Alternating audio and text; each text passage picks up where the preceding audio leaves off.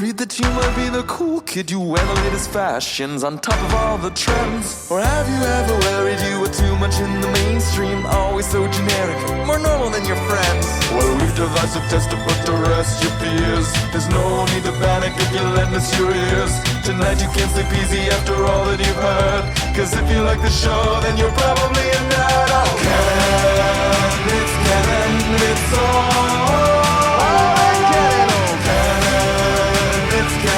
With Tyler, Phil, and Boris. Oh, Canon, it's Canon, it's all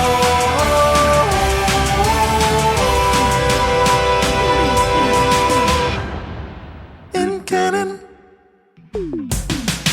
Hello, everybody, and welcome to the It's Canon Podcast, the podcast where we talk about all things in the week of geek, the place where we talk about all things geek, pop culture, all things comic books, all things shows, all things Peacemaker, all things going on in your world of pop culture. It's the It's Canon Podcast, and I'm joined this week by Tyler. Heyo, I have fought my way back from the brink of just insanity to make it. Yes, and it's just myself and Tyler this week. Boris has befallen the great family day tradition of being hungover. Is he hungover? I don't know. I'm Well. going to say that just for comedy's sake. We hope that the ailment gets remedied. I usually find that happens later in the day after drinking lots of water. So I hope, if it is a hangover, if it isn't, if it's something else, well, I don't. I look the fool, and I'm sure Boris will laugh and hit me. So we wish him well, though. No, seriously. So this week we are your co-pilots in the crazy adventure of the week that is geek. And yeah, what have you been up to, Tyler, since we last talked?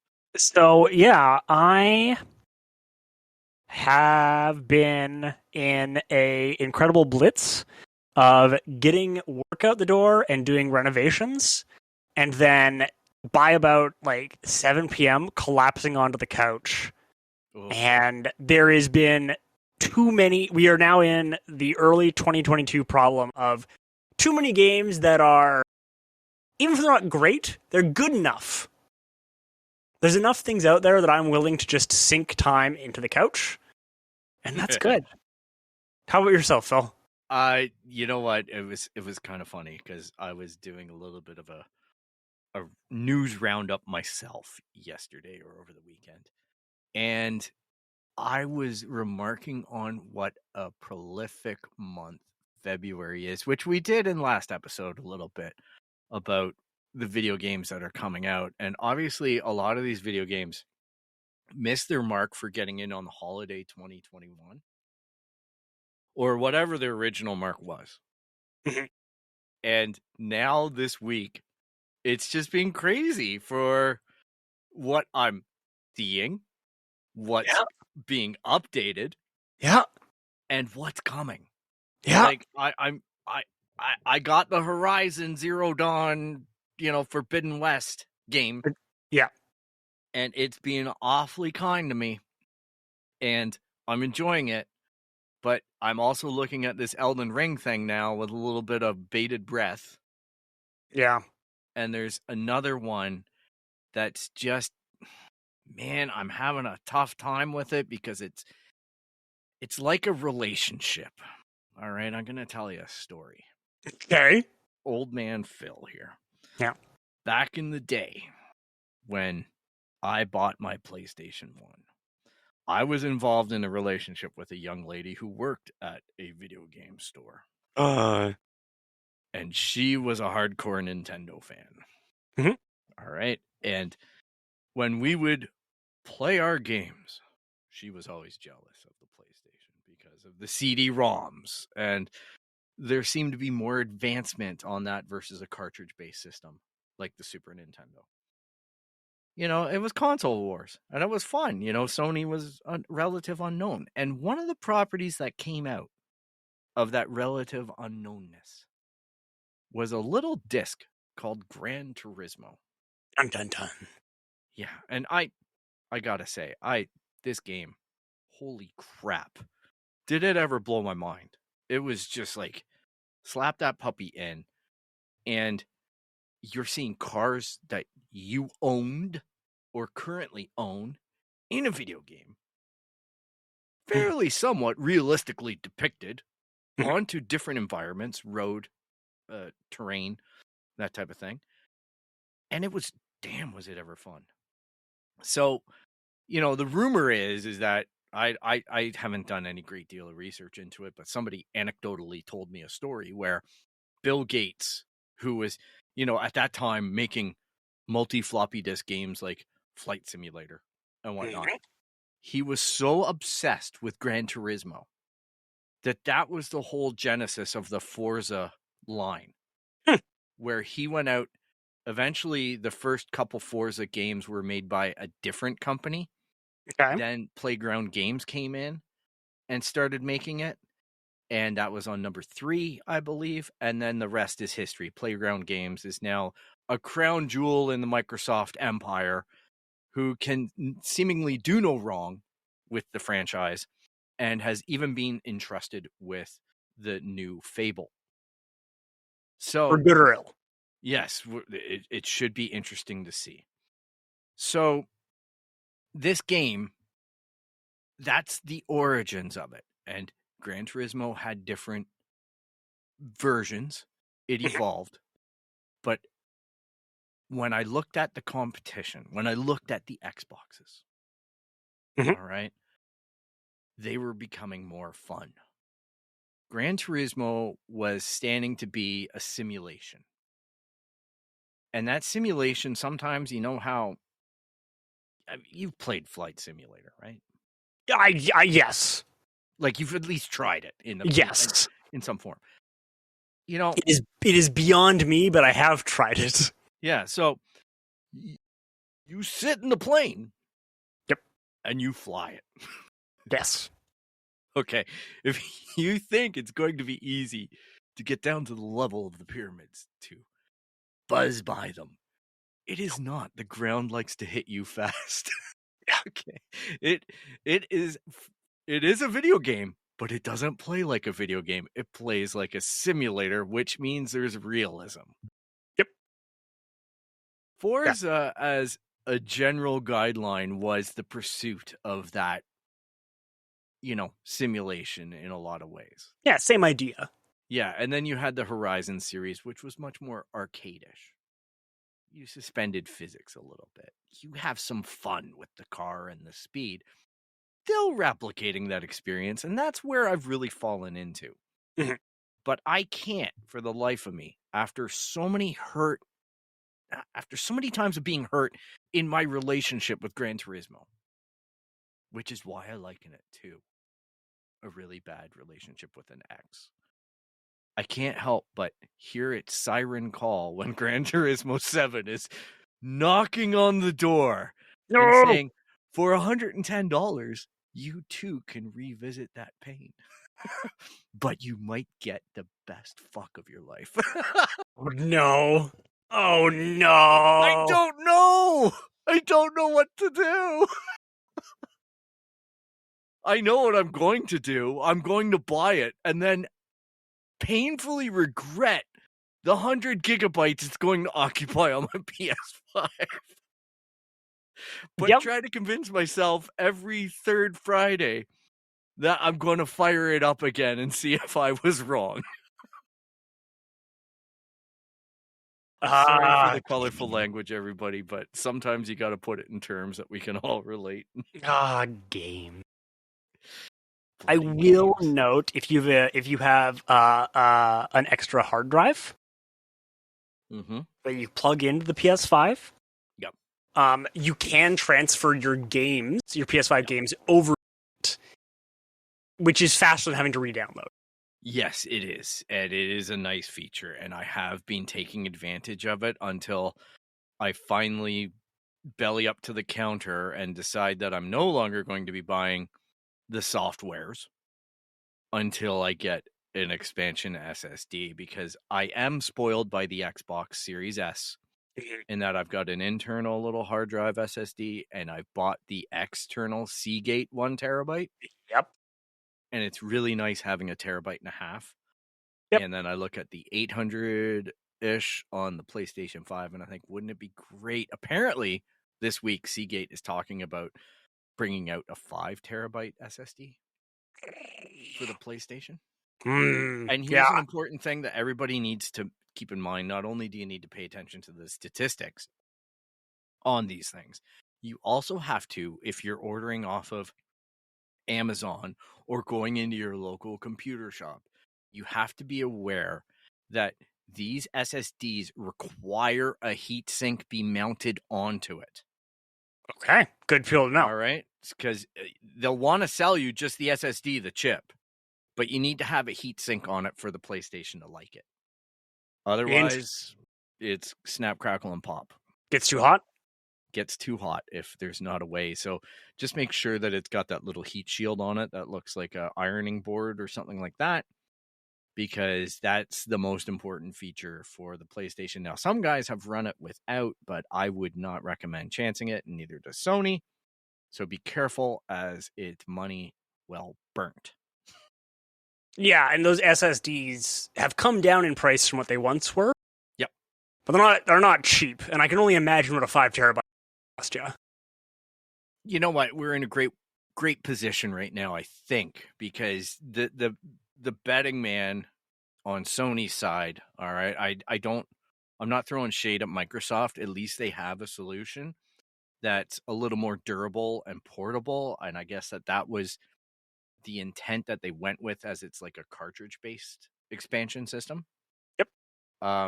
With Sony, I think the bet was that this technology was going to be becoming a really big emerging market.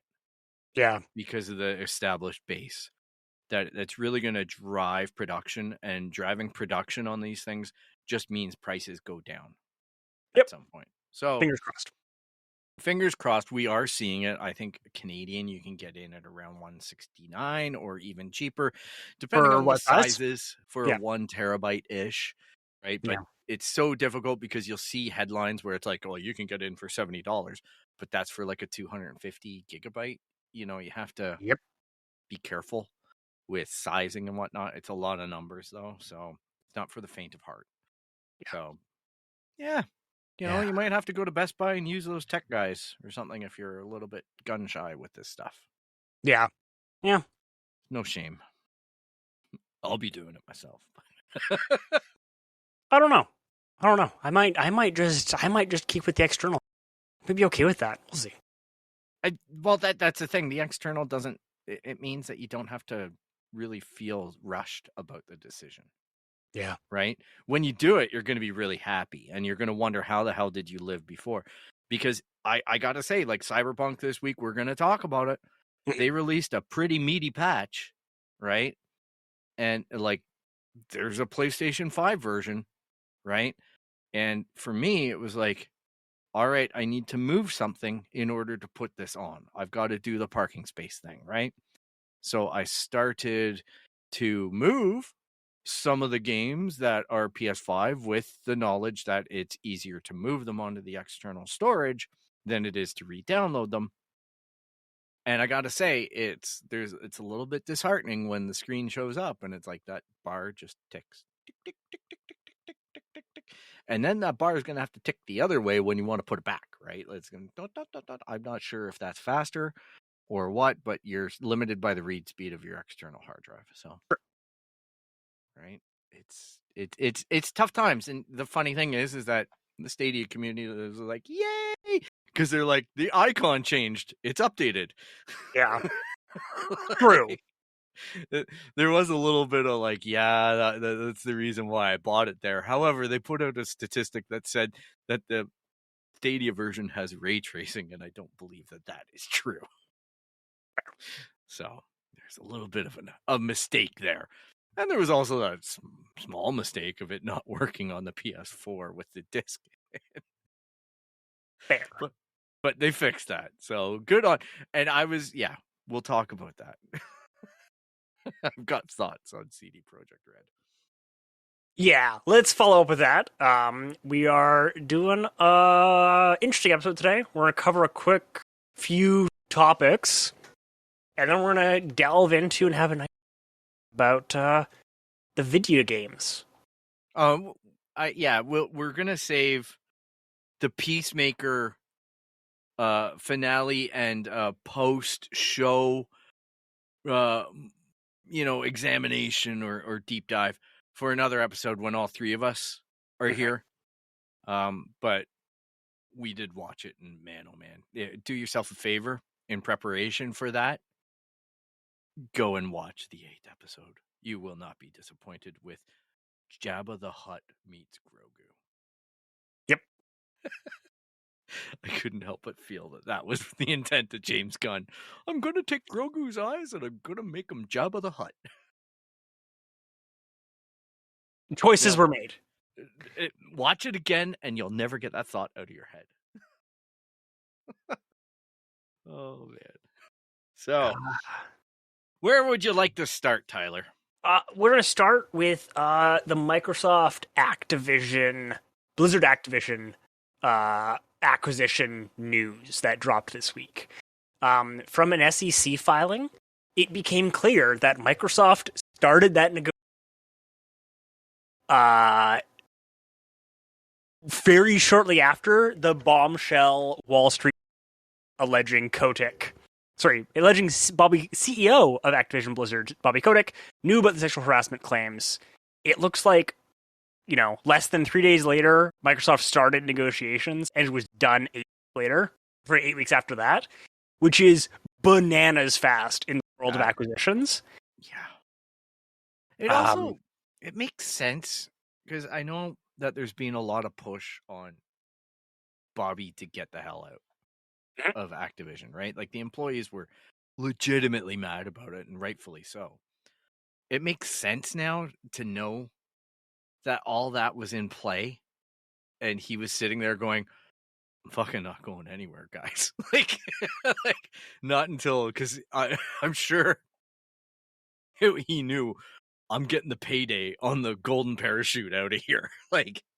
Speaking of payday, Bobby Kotick, as a result of being CEO during this acquisition, is walking away with $14.5 billion. Hang on, billion or million? Million. Oh, that's still pretty good payday. That is assuming he still sells a bunch of his shares. Because he also could liquidate his entire holding as part of the purchase and make $400 million. Oh, come on. Stuff like this with CEO pays just gets me irate, Tyler. Yep. I can't complain about my wage that I earn for a living. I'm a very comfortably positioned person in life, yep. And I'm very thankful for it. However, my drop in the bucket is nowhere near the inhuman amount that these people make. Yeah. So I'm with you 100%. It's bananas. I have a lot of thoughts on it, but it's really hard to have the thoughts. It's a social commentary. It's a social commentary, and we could go. I don't want us to go down that road. I think people know, and they can relate to that. I'm just gonna put it out there as a general statement, just so I'm on the record, as not being a fan of that at all. I think that there is a huge issue in society when it comes to that, and then you factor in on top of it, those people don't seem to pay their taxes. Drives me nuts. Yep. Yep. I have a lot of things I could say specifically on it. It is worth noting that we don't fully know how the investigations are going to turn out. There is a bunch of investigations into Activision Blizzard still. Including allegations that they destroyed evidence, which is a big no-no and possibly a crime. Yep. So yeah. there's so many horrible things that emerged. When I look back on that, like the literal news dumpster fire that was that story, and I know we didn't do a weekly breakdown on it, and for good reason, but it's just phenomenal to me, the whole thing with the Cosby room and everything like that. Like, and Microsoft is just sitting there going, you know what I mean? Like, it's going to be interesting if the FCC looks into, like, where those stories leaked from and how that impacts the acquisition, right? Like, I'm sure there's going to be a correlation between news dumps and, the negotiation. I mean, the negotiation started after the games. Well, it started after a news dump. Well, after the big one. Yeah, right? but like, this would have been after. Kept going, right? Like, some of the damaging details, like, that got really ugly later and later into it, because almost every week it was like, there's another story about Blizzard Activision, right? Like we just found out XYZ happened to these employees, and then you had people being elevated into roles and quitting almost immediately upon certain disclosures and whatnot. Like, there was a lot. Like, and I don't want to go into it, but I'm pretty sure that the regulators are going to at least be examining it as anecdotal or not. So, it'll be fun. Yeah. Next up is we were talking about Cyberpunk had a huge update. It's now next gen compatible, or next gen not compatible, optimized or whatever. Yeah. Rebalanced a bunch of it, reworked just whole swacks of the game. Yep. Added a bunch of stuff people viewed as missing. Yeah. I'm gonna say my honest reaction to this. We knew there was a live stream going to be going on last Tuesday. Yep. I did not for a million years. I could foresee this much, that the next gen version was going to be released to their commitments. I did not foresee that it was going to be day and date of that announcement. And I gotta say, congratulations to CD Projekt Red, because I was not anticipating being able to go to my PlayStation 5 and download for free the game in the next gen capacity that evening. So, unbelievably surpassed. I was waiting for them to say, this summer, you're going to be able to play it on your PlayStation 5. Yeah. Before we go into the commentary and examination of the actual, what was released, it is worth noting this is a classy move. And what I think we all kind of said of, their best move right now is to just get to work. Yeah. Right? It is definitely better than it was. There's definitely a lot of stuff added. Hey, the girl will send you nudies now. Pan Am will send you nudes.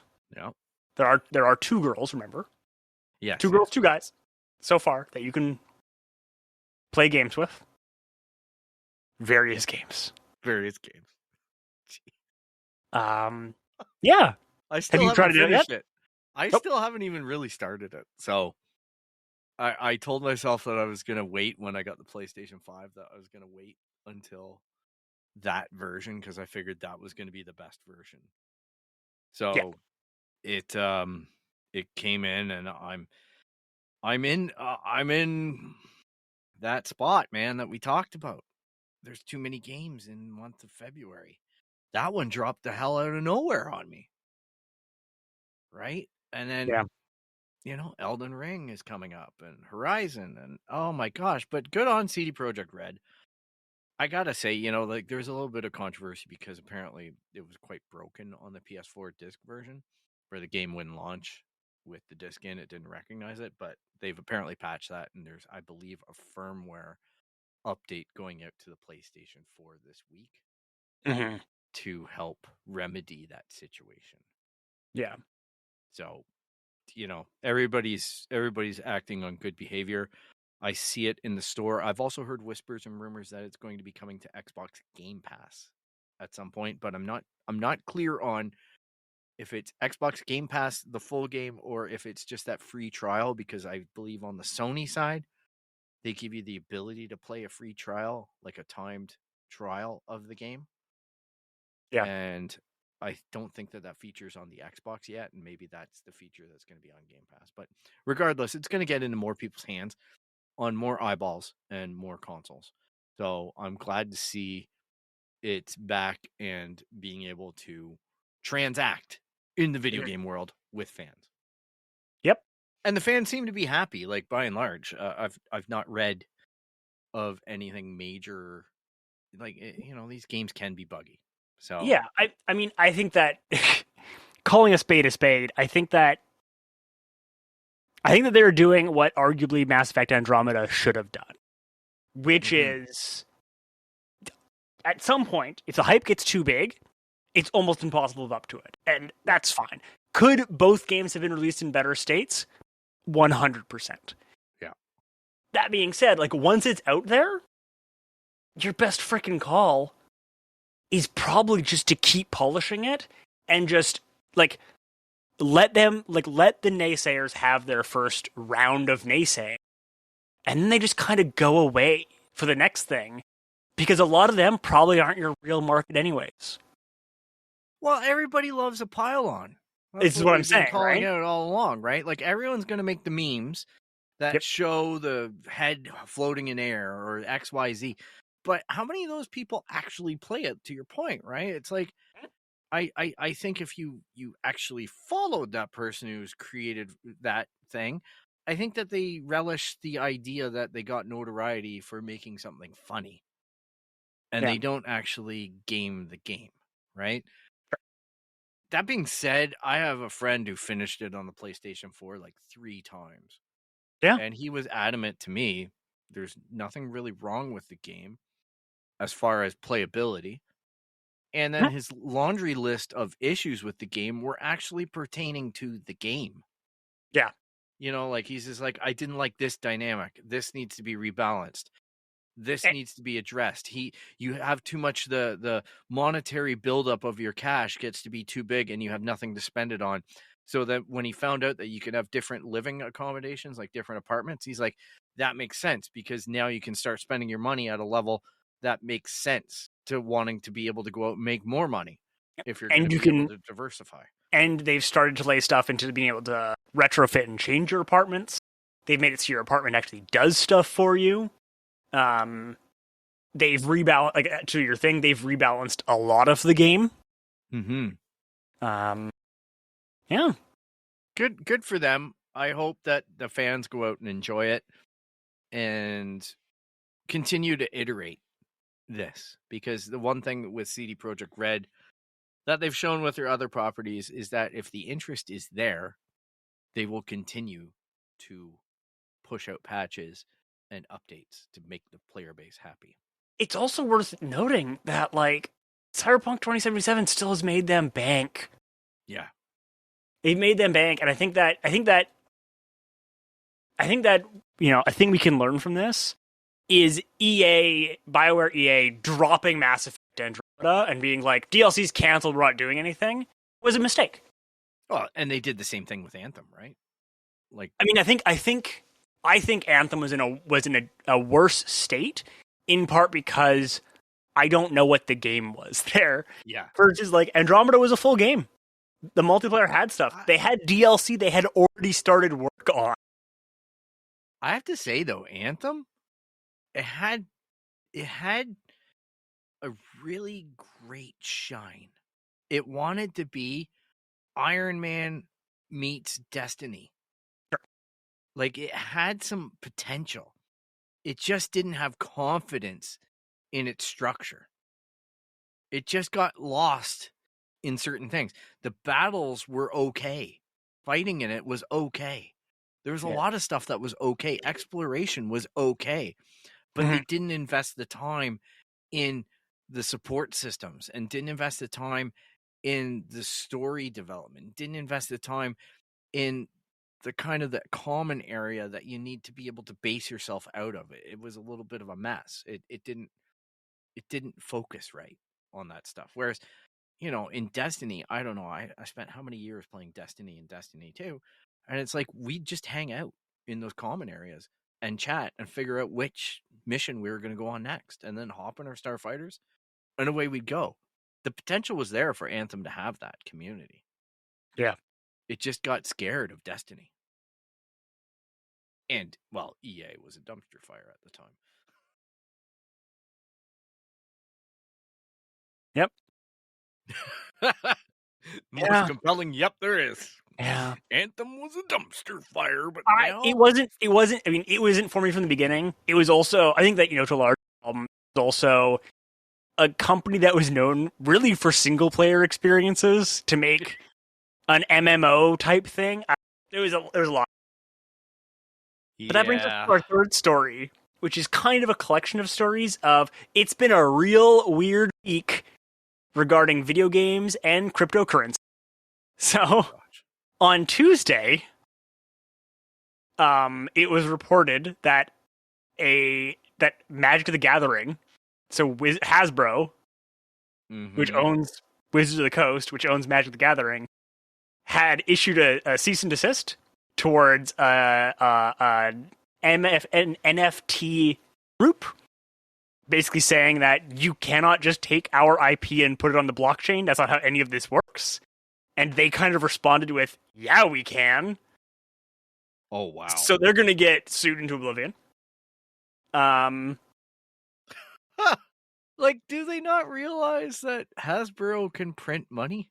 They don't even care. They don't. I mean, it's a whole set. It's also worth noting that OpenSea, which is the main NFT marketplace, had a major phishing scam resulting in theft last night, which, because NFTs are so hard to value, if we accept they have value, depending on who you ask, it is somewhere between $1.7 million and $200 million worth of stolen assets. Wow. And then some of it was given back. Some of it was given back to different people. Some people were given free money as a result. Who knows what is going on here? My biggest takeaway is, no matter what they tell you, this stuff isn't inherently safer. Yeah. I hear you there. It's been a week in the world, especially here in Canada. And I know that there's a controversial bit of legislation that got put into effect on the weekend for a situation that was happening in our capital. The one thing that I took away from that as a note was, I believe it's the first time that a government, or at least our government, is actually chasing down and stopping certain cryptocurrency payments. Yes. And I found that to be interesting, because I don't know how that works, right? Like, there's lots of talk, there's lots of buzzwords in the news. I'm waiting to see how it all susses out in what was actually done. But they're like, they're freezing digital wallets. They're, you know what I mean? Like, looking into a lot of this stuff now. So to me, it's somewhat of a positive thing, because we gripe about this from time to time. But like we point out, cryptocurrency isn't really legislated, right? Well, yeah, there's a lot going on there. Yeah, and I don't bring it up as something that it's going to be the focus of a special at some point, right? Like, it's going to be when there's more information out there and we understand a little bit better.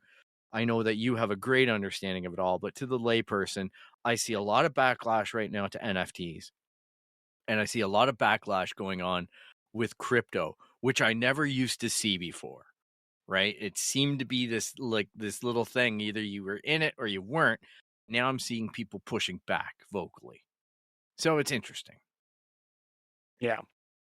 Yeah. Because I think that those questions that you ask are questions that I'm asking, right? Like, the regular day-to-day guy is sitting here going, is crypto real? What the hell? An NFT sounds outrageous to me on so many levels. Like, how is it that it has this value just because somebody's willing to pay for it? Sure, that's the way the collectible market goes, but it's interesting to me that this whole digital idea, what we embraced not so long ago as something that can be digital and digitally exchanged or shared with many people, all of a sudden you're talking about digital exclusivity. Yep. It's weird. Napster is no longer in effect.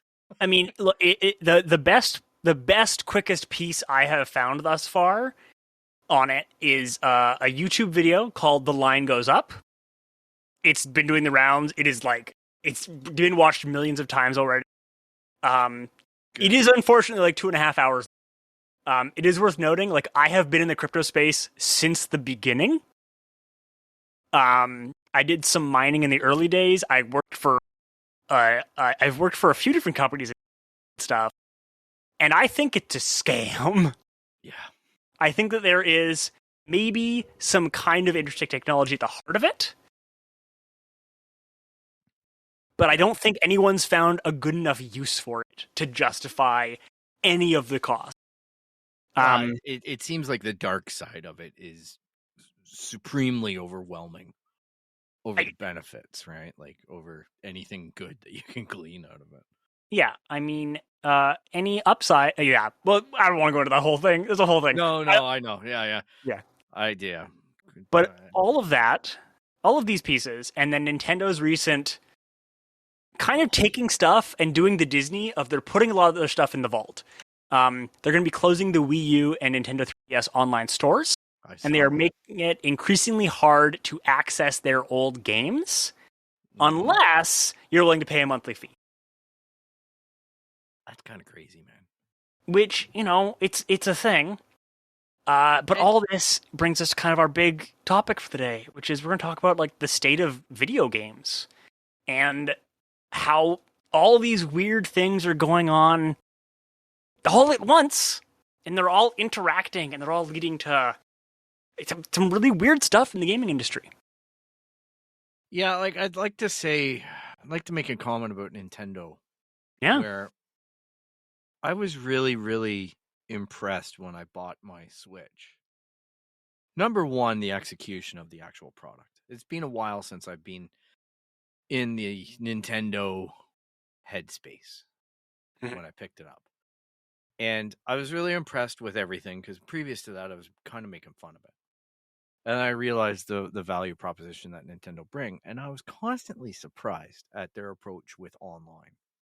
And the absolute accessible nature of their online service, right? Like it was literally a couple bucks a month type thing, and you got access. Now, admittedly, it doesn't do as much as other online services like a Sony or an Xbox or whatever, right? Like it is not flexing on that level, but it does give you some benefits, right? Like you get some of the old 8-bit games. You get the ability to do some cross-play or visits in Animal Crossing, that type of thing. I was like, hey, you know what? This seems to be a fairly responsible approach by a company that's just putting its toe in the water and saying, let's see this space, right? Now, reviewing the numbers like we do on this show and constantly seeing how Nintendo dominate on their gaming front and the absolute deep penetration they have in the market, on the gaming market, with some of their titles like Pokemon's and whatnot and Mario Karts.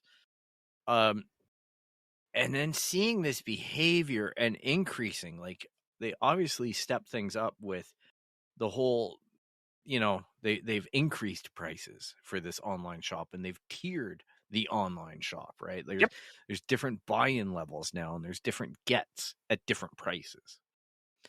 And it's absolutely terrifying to me to see how aggressive Nintendo's getting into that space and about how they're denying so much, because Nintendo are also extremely notorious for chasing down anyone who is hacking their game, putting up the ROMs, everything like that. Like their legal department is probably like 10 times more hyperactive than most other video game companies. Like They're just like, let our games be streamed on Twitch. Let this happen. You know what I mean? Like, there's so many things that we've talked about that they could go after people and say, don't play that music. Don't do this. Don't do that. Nintendo do. They go after the people, right? Like, they sit there and they go, nope, this has to be controlled. There is not, like, all of this stuff is within our family cage. And we're talking about further doing it now. Like, them going to, again, the next level. Yeah. It's crazy.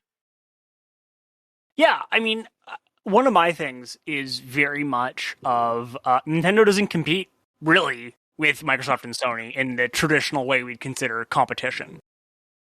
Right. So in economics, one of the terms is whether or not you have a comparative. So for example, you know, if the price of Doritos were to suddenly skyrocket, would you just switch to other chips or would you stick with Doritos? Right. And theoretically, there is at some price point that, you know, in theory, and again, humans don't quite work like this, but in theory, there is some price point that is the maximum price point each individual would pay for Doritos. Yeah, otherwise they're going to Sun Chips. Yeah, or Tostitos, or whatever, like 100%.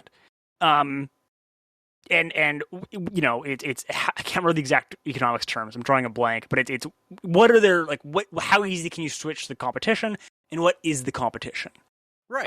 Like, what's the barrier, right? Like, yeah, is the average Doritos eater buying the Doritos due to the brand? Yep. Or due to the unique flavor? Yep. You know, what's the catalyst there before they'll switch? Is it price point, or is it just they get the munchies after they've smoked one? Yep. And part of it is like just literally the calorie, like, right? Yeah. So what, you know, if we look over to cell phones for a moment, one of Apple's ways of discouraging you from switching is how much is stuck in that Apple system. Right? Yep. Like if you go from Apple to Android, you lose all your purchased apps. Yes. Which, you know, for good or bad, it's what it is. Oh, the chokehold isn't the apps as much. It's the music.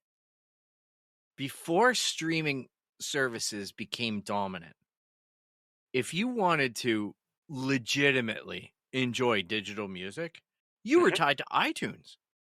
And you know what you did? There wasn't streaming, right? But there was downloading. There was obtaining it. You could buy a CD and rip it in iTunes, and it would encode it for iTunes first. You had to go in and fiddle with it to make it an MP3 if you wanted that. Yeah. So it was more universally translatable.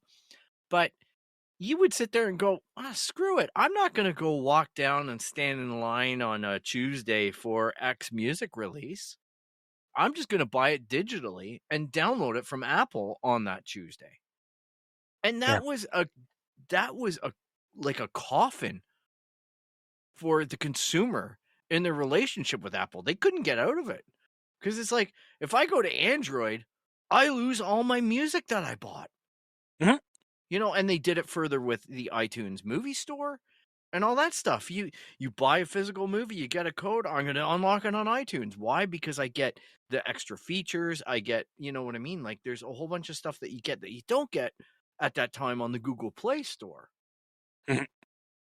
And you, God forbid, you've redeemed it with like the Flickster or something else, right? Like some short-lived other competitor to iTunes. It was like, iTunes is always going to be there.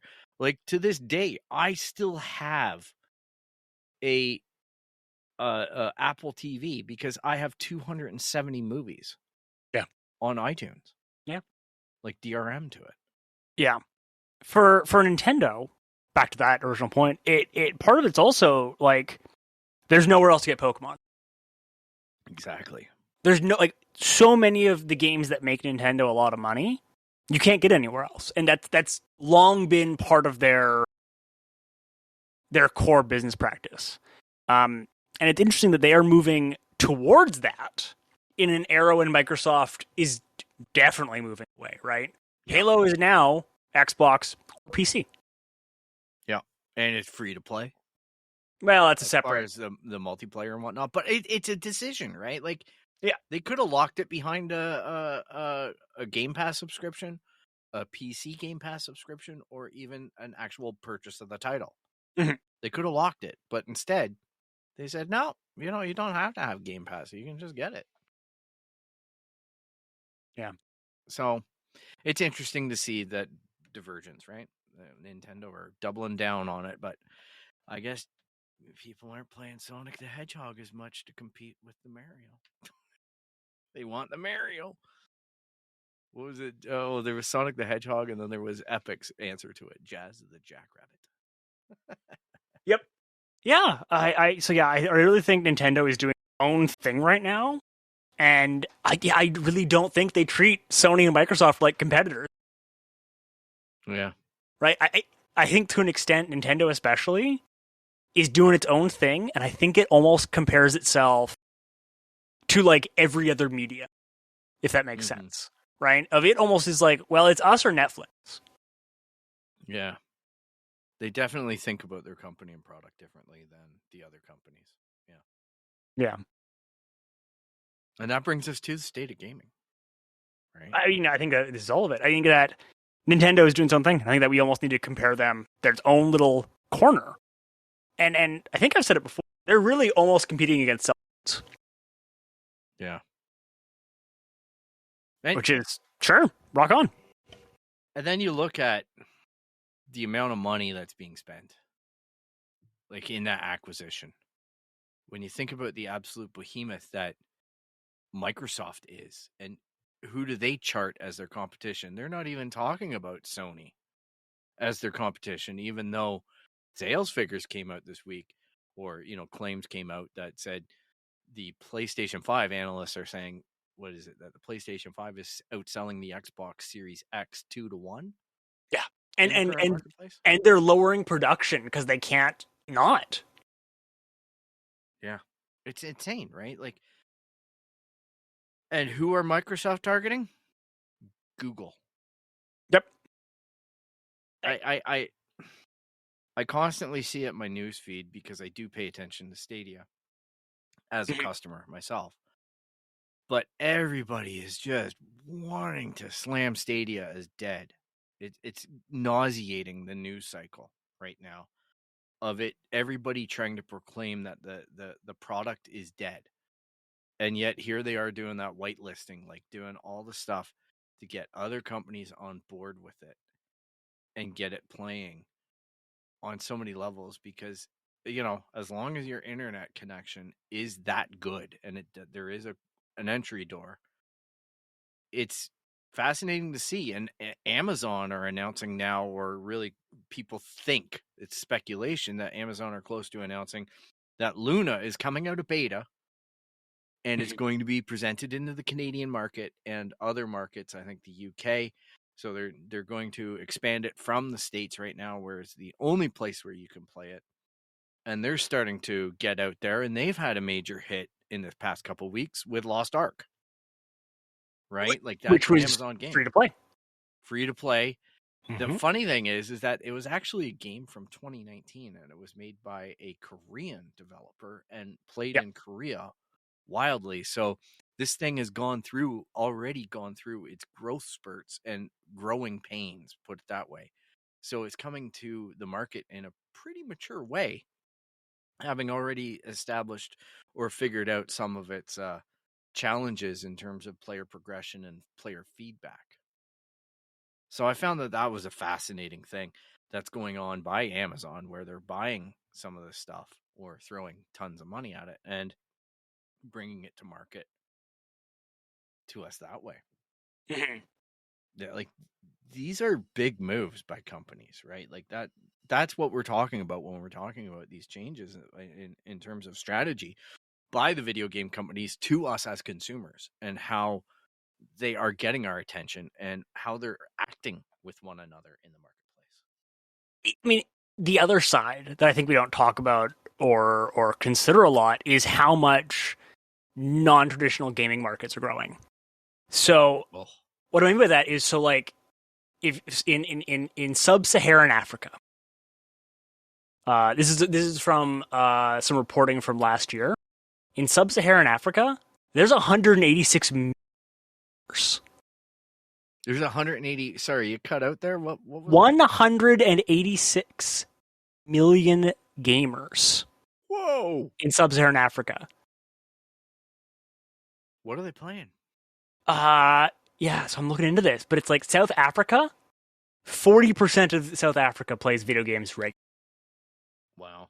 Ba-da-ba. Are these all like app-based phone games, I assume?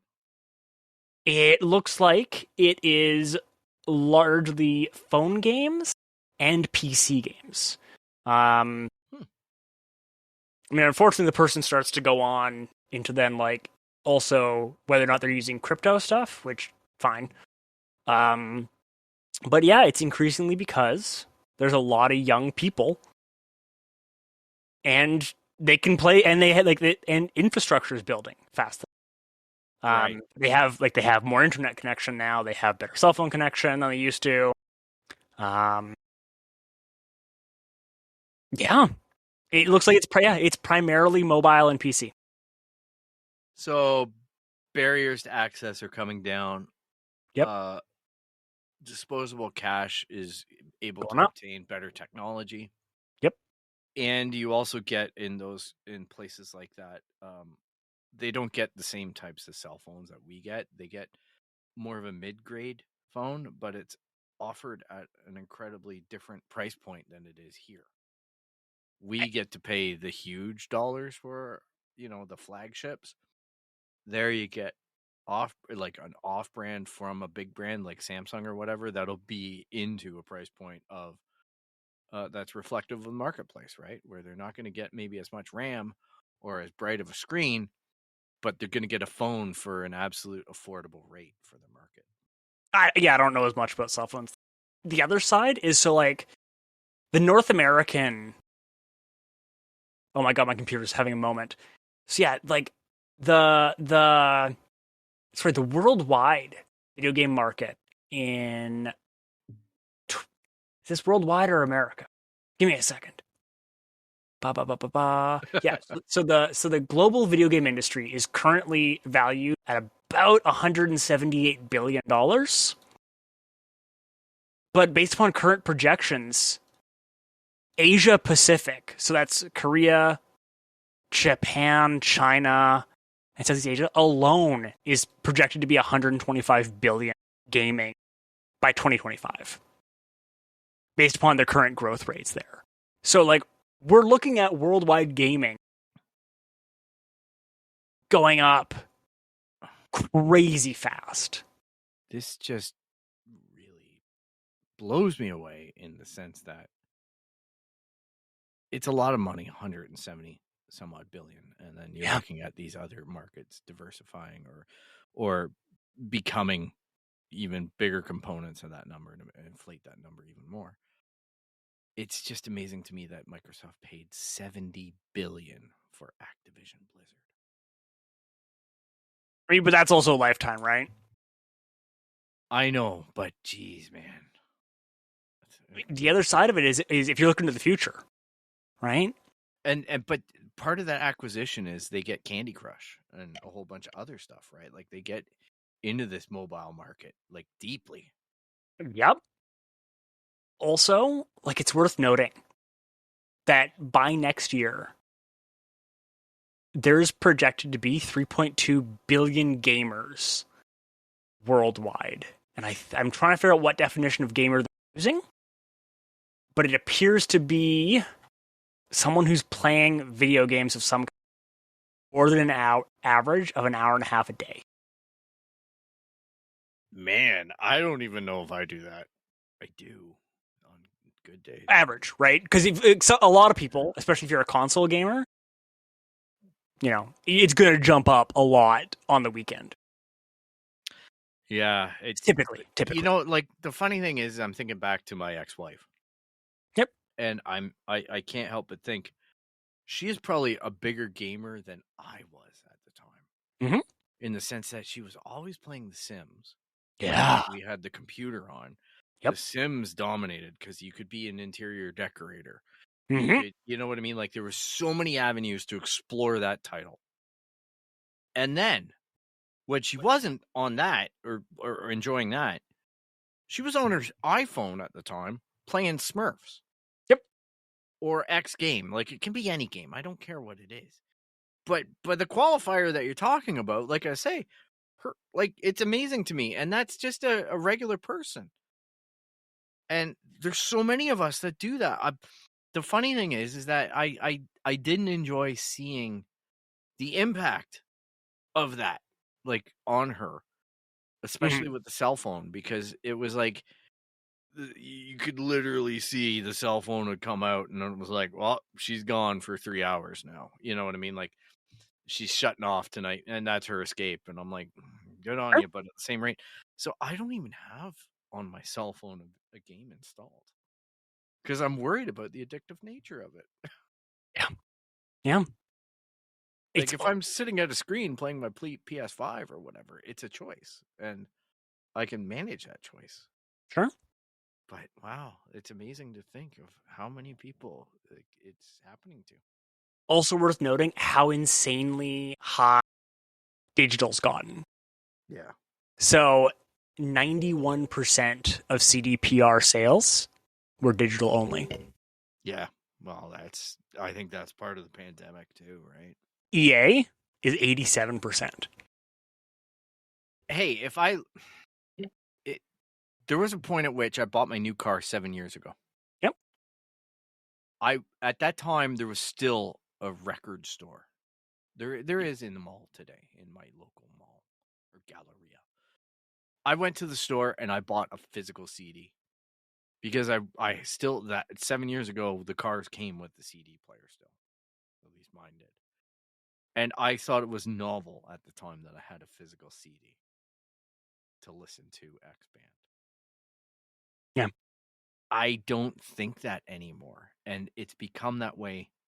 Like, I just instantly will be like, oh, is it streaming on X service? Right? Like, my complete attitude has changed on technology on that front. And video games are the same way. It used to be I'd go to EB Games. Did you know I drove by my EB Games and they've changed it over now officially to GameStop in Canada? EB Games doesn't exist. If you go to ebgames.ca, it's not there anymore. It's GameStop.ca. Yep.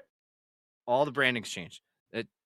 That was mortifying to me because I'm like, I haven't gone into that store for over 2 years. And my consumption of video games is still off the chart because I'm just buying it digitally. Yeah. It's going to be even having a digital system in the Xbox Series S. There's no disc drive.